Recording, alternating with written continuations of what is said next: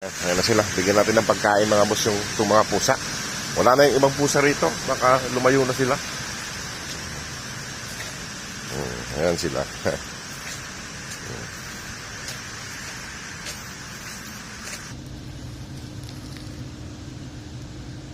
Ayan, kumakain na sila mga boss. 5 sila. Wala yung iba eh. Ming! Wala yung iba eh. Gaganda ng kulay nila. Ito itim. Itong isa itim. Ayan sila mga boss. Nakain na sila ng pang-almusal nila. Kaya alauna na ng madaling araw. Gulat. Sinisipon tayo.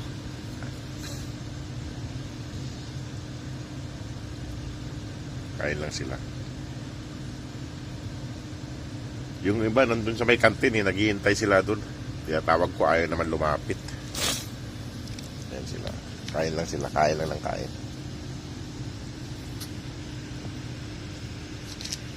Ito magkakakulay Uy, huwag mong awayin yung isa. Maliit yun dami-dami yung pagkain nyo Kain na lang sila ulit.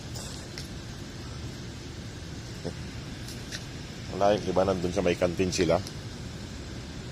Hinihintay yung mga matatapos kumain doon. Nandun yung itim. Pinalayos ng isang to. Ang gaganda ng kulay.